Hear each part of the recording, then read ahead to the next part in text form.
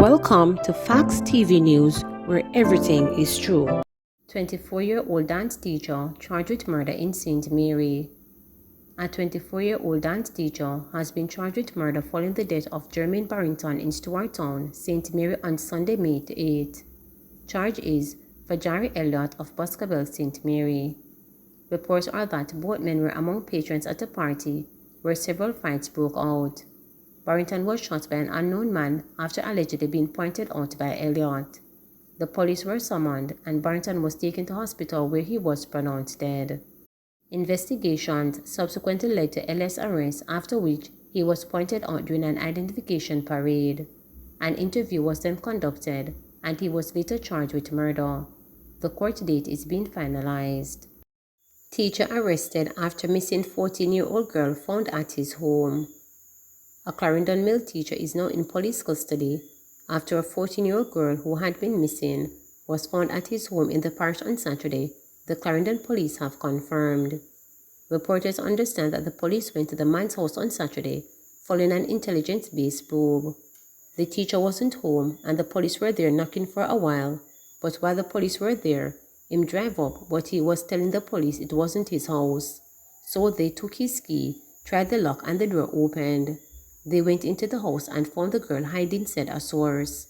Reporters understand that the teacher previously worked at a primary school and is currently employed to a high school, both in Clarendon. The Center of Investigation of Sexual Offences and Child Abuse (CISOCA) is investigating the matter. Thompson hero Shakira Richardson and Dina Asher-Smith to clash at Classic Saturday. It will be Jamaica against United States and Great Britain on Saturday, when some of the big guns in women's sprinting face off against each other at the Classic. If she runs, it will be the first time the United States' Shakira Richardson will line up against any Jamaican since she came last at the last Classic in August in a race that was won by Elaine Thompson hero in 10.56 seconds, the second fastest time in history. Like she did in winning gold at the Tokyo Olympics, Thompson hero led a Jamaican clean sweep in that race, with Shelly Fraser-Price and Cherika Jackson finishing second and third respectively. This time around, Fraser-Price, who ran world leading of 10.67 in Kenya earlier this month, will be missing out, but Thompson hero and Jackson will be joined by their countrywoman, fellow 4x100-meter Olympic gold medalist Brenna Williams. Great Britain's Dina Asher-Smith is also down to compete in what will be a stock field. The controversial Richardson did not compete at the Olympics after she tested positive for cannabis at the US trials and was banned for 3 months. She will be looking to redeem herself after her last flop. Although she pulled out of the 100-meter at the Birmingham Diamond League on the weekend, a race won by Asher-Smith, Thompson hero did compete in both the 100 and 200 meters at the J3A Jubilee Series in Kingston on the same day. She won the 100 meter in 10.94 and the 200 meter in 22.55 despite citing injuries concern for not traveling to Birmingham, England. The controversial Richardson has pulled out of at least 2 meets this season, but made her season debut on Saturday at the Duval Challenge in Jacksonville, Florida. She ran 11.37 seconds in Heat 5 of the 100 meter to finish fourth in the official race. Guidelines in place for students sitting May-June 2022 exams with COVID-19. The Ministry of Education and the Overseas Examinations Commission (OEC) is seeking to reassure candidates sitting the May-June 2022 CSEC, City and Guilds and NCT VET written examinations that guidelines have been put in place to facilitate those suspected of or who are COVID-19 positive. The OEC said that following a release from the Ministry of Health and Wellness that outlines a summary of guidelines for the sitting of local and external examinations for candidates with COVID-19, it has mobilized resources. The guidelines are to be observed during the examination period are: a classroom must be explicitly designated for suspected students and be deemed as isolation room. This classroom must be separated from the main examination rooms and be well ventilated. Another classroom must be designated for COVID-19 positive students and be deemed an isolation room. This room should not house suspected students, be separated from the main examination rooms, and be well ventilated. There should be no interaction among persons in the isolation room. Desks and chairs must be placed at least 6 feet apart. The students as well as the staff attending to suspected COVID-positive students must wear a surgical or a KN95 or a KN94 mask for the entire duration of the examination and while at the facility. Students and staff assigned to the isolation area should leave the facility immediately after the examination ends. The exit time for the other students should be staggered to allow the students and staff in the isolation area to exit the premises. This process must be strictly monitored to avoid mixing of the groups. All students and staff entering this room must have their hands sanitized immediately upon entering the classroom, and hand sanitizers must be placed on each desk. Students must be sanitized as the need arises, including the touching of the face, mask, nose, handling of papers and writing instructions to be handed over to invigilators, and in addition, when the student is leaving the classroom or getting up from the desk.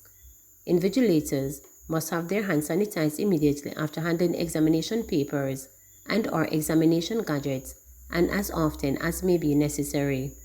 The classroom must be thoroughly cleaned and disinfected as per the MOHW cleaning and disinfectant guidelines as soon as it becomes unoccupied, and the cleaning tools, wiping cloth, mop and buckets, and personal protective equipment used for this area must not be used elsewhere.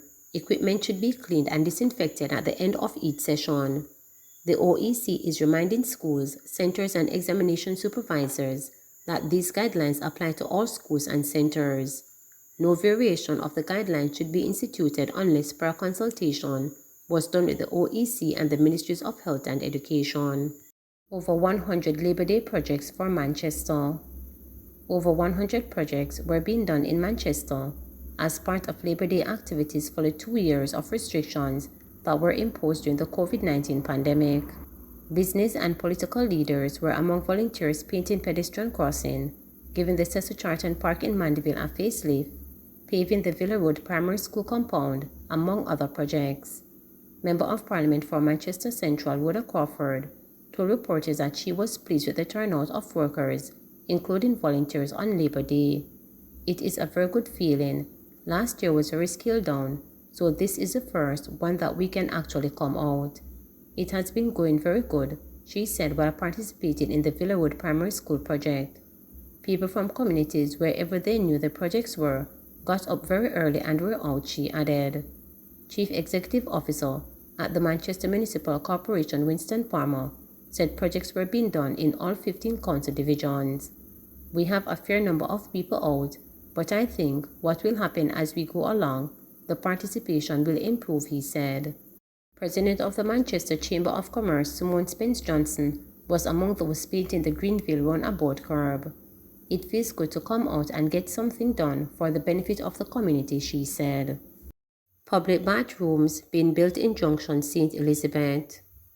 Work is underway on the construction of public bathrooms in the town of Junction, St. Elizabeth, which will provide sanitary convenience for residents and visitors to the town.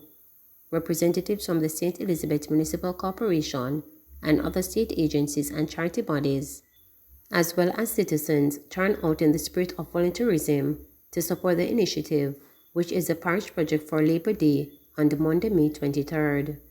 Counsel for the Junction Division at the St. Elizabeth Municipal Corporation, Sitani Holness, said that although the work started on Labor Day, the facility is projected to be fully completed over the next 2 months. He said the public bathrooms will incorporate 2 stalls, each for males and females, and 4 urinals. In addition, there will be a storeroom for sanitizers and cleaning products and sanitary items. Over the years, you have seen thousands of people who are traversing the town and doing their shopping, and whenever they're in need of a sanitary convenience, they have to seek out business establishments, and they are often told that those facilities are reserved for staff, Holness pointed out. The need is extremely big for a sanitary convenience, and so we are embarking on a much-needed project, he said. Holness said he is pleased with the turnout of people to work on the project on Labor Day and invited other individuals and members of the business community to support the initiative. The day also saw work being carried out at the Junction Fire Station, where firefighters were joined by volunteers in giving the station a facelift, including painting, cleaning the water tanks, and re-roofing works. At the Junction police station, personnel were busy cleaning station grounds. We are also doing painting on the guard room. It is a combination of police personnel and civilians, commanding officer for the station reported. TP Deco fast-tracks application process for tourism businesses. The Tourism Production Development Company, TP Deco, held its inaugural Bring Your Application Day event at the Hibiscus Lounge in Ochoa, St. Anne on Thursday, May 19. The event facilitated on-the-spot tourism license for tourism businesses. It also included consultations with partnering agencies such as the Jamaica Constabulary Force JCF, the Public Health Authority, insurance brokers, the National Environment Planning Agency NEPA, and the St. Anne Municipal Corporation. License Processing Administration Manager at TP Deco, Shelley Lewis, said the event was initially slated to be held in March 2020, but was postponed due to the onset of COVID-19 pandemic. Lewis further informed that the TP Deco was facilitating the application process on behalf of the Jamaica Tourist Board, JTB. We have brought the various agencies here, along with the tourism operators, to bring their applications because we have our other offices in Montego Bay, Kingston, Mandeville, Negril, and Falmouth, so the applications will come through the regional offices then into Kingston, she said.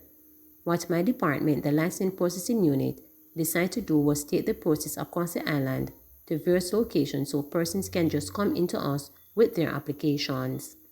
They can go through it, process it, pay the respective fees for the application, and once everything is okay, we take it back to our office in Kingston for further processing, Lewis outlined. She highlighted that among the benefits of being licensed is the opportunity to benefit from the Tourism Workers Pension Scheme and advertising on the JTB website.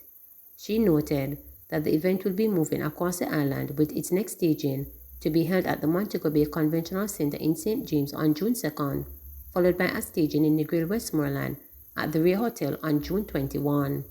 The event will be held in Kingston at the Terra Nova Hotel on June 24, and this will be followed by a staging at Jake's in St. Elizabeth on July 12. Please remember to subscribe, like, share, and click the notification bell for daily updates.